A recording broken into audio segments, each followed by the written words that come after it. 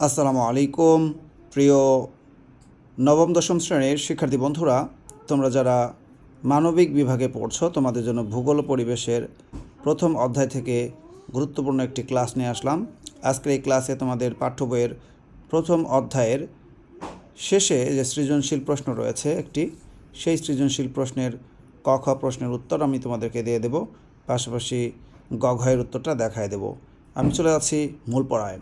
তোমরা স্ক্রিনে দেখতে পাচ্ছ এখানে গ্রুপ এ, গ্রুপ বি রয়েছে। এখানে রয়েছে পাহাড় পর্বত, মানুষ, জলবায়ু, গাছপালা, জীব ভূগোল, প্রাকৃতিক ভূগোল, মানব ভূগোল, অর্থনৈতিক ভূগোল। যাই হোক, এটা লেখা রয়েছে।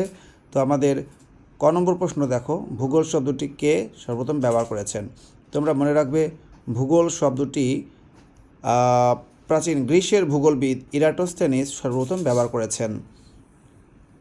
আমি আবারও বলছি, ভূগোল শব্দটি প্রাচীন গ্রিসের ভূগোলবিদ ইরাটোস্থেনিস, এইখানে কে এর জায়গায় আমরা ওই নামটা লিখব, প্রাচীন গ্রিসের ভূগোলবিদ ইরাটোস্থেনিস সর্বপ্রথম ব্যবহার করেছেন। এরপরে দেখো সমুদ্রবিদ্যার বিষয়বস্তু কী। আমি তোমাদেরকে উত্তরটা পড়ে শোনাচ্ছি। পৃথিবীর প্রায় 3/4 বা 4 ভাগের 3 ভাগই সমুদ্র, তাই সমুদ্রবিদ্যার বিষয়বস্তুও ব্যাপক। সমুদ্রপথে যোগাযোগ, সমুদ্রপৃষ্ঠের উত্থান অবনমন, সমুদ্রের পানির রাসায়নিক গুণাগুণ ও লবণাক্ততা নির্ধারণ, সামুদ্রিক সম্পদ ব্যবস্থাপনা ইত্যাদি সমুদ্রবিদ্যার বিষয়বস্তু। আমি তোমাদেরকে এই দুইটা প্রশ্নের উত্তর সরাসরি দেখায় দেই, তাহলে তোমাদের বুঝতে সুবিধা হবে। যাই হোক, এই যে আমাদের 1 নম্বর প্রশ্নের উত্তর, ভূগোল শব্দটি কে সর্বপ্রথম ব্যবহার করেছেন, তোমরা এইভাবে লিখবে, ভূগোল শব্দটি সর্বপ্রথম ইরাটোস্থেনিস ব্যবহার করেছেন।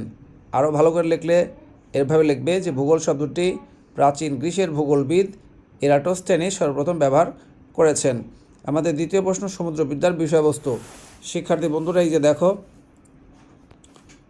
এই যে এখানে লেখাই আছে, দেখো অনেক সুন্দর করে,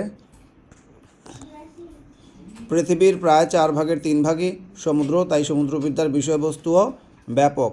সমুদ্রপথে যোগাযোগ, সমুদ্রপৃষ্ঠের উত্থান অবনমন, সমুদ্রের পানির রাসায়নিক গুণাগুণ ও লবণাক্ততা নির্ধারণ, সামুদ্রিক সম্পদ ব্যবস্থাপনা ইত্যাদি সমুদ্রবিদ্যার বিষয়বস্তুর অন্তর্গত।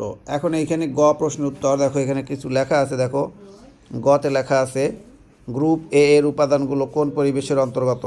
এখানে গ্রুপ এতে রয়েছে কিন্তু পাহাড় পর্বত, মানুষ, জলবায়ু, গাছপালা ইত্যাদি রয়েছে। তো এখানে যে উত্তরটা সেটা আমি তোমাদেরকে দেখাই দিচ্ছি।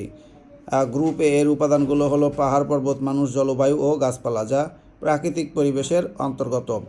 প্রাকৃতিক পরিবেশ প্রকৃতির জড় ও জীব উপাদান নিয়ে গড়ে ওঠে।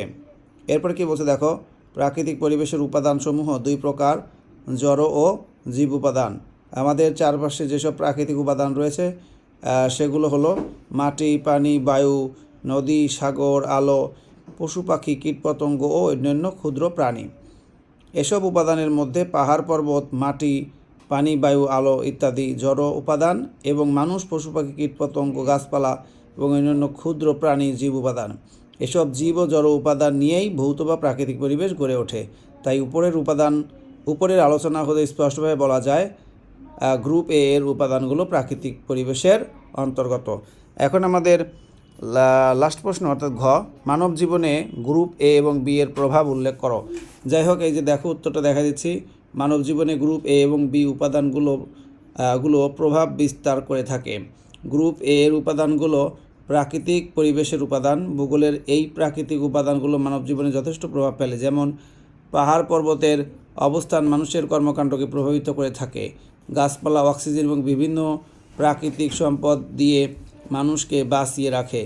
জলবায়ু ও প্রাকৃতিক পরিবেশের এমন একটি উপাদান যার অনুকূল ও প্রতিকূল অবস্থার সাথে মানুষ প্রতিনিয়ত সংগ্রাম করে বেঁচে থাকে। অন্যদিকে গ্রুপ বি এর জীব ভূগোল, প্রাকৃতিক ভূগোল, মানব ভূগোল, অর্থনৈতিক ভূগোল ইত্যাদি বিষয়গুলো ভূগোল ও পরিবেশের বিভিন্ন শাখা। জীব ভূগোল পৃথিবী পৃষ্ঠের প্রাণীজগৎ এবং উদ্ভিদের বন্টন নিয়ে আলোচনা করে। প্রাকৃতিক ভূগোল ভৌত এর মধ্যে কার্যরত বিভিন্ন প্রক্রিয়া নিয়ে আলোচনা করা হয়, যেমন পৃথিবীর ভূমিরূপের গঠন, বায়ুমণ্ডল, বাড়িমণ্ডল, জলবায়ু ইত্যাদি, যা মানুষের অবস্থান ও জীবনধারাকে প্রভাবিত করে।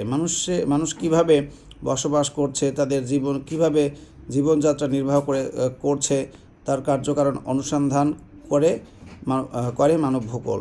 অর্থনৈতিক ভূগোল পৃথিবীতে বেঁচে থাকার জন্য মানুষ যেসব অর্থনৈতিক কাজ করে তা বিশ্লেষণ করে।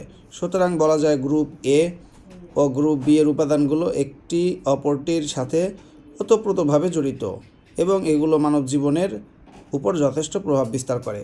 তো শিক্ষার্থী বন্ধুরা, আশা করি তোমরা এই 4টা প্রশ্নের উত্তর দিতে পারবে এবং আমি চেষ্টা করলাম তোমাদেরকে ক খ প্রশ্নের উত্তর দুটো মুখস্থ করাতে। যাই হোক, প্রত্যেকেই ভালো থাকবে, সুস্থ থাকবে এবং প্রত্যেকে আমার আজিম লার্নিং পয়েন্ট ইউটিউব চ্যানেলটা সাবস্ক্রাইব করে দিবে। আর ইংলিশ পড়া পাওয়ার জন্য ইংলিশ উইথ আজিম ইউটিউব চ্যানেলটা সাবস্ক্রাইব করে দিবে। সবাই ভালো থাকো, সুস্থ থাকো। আল্লাহ হাফেজ।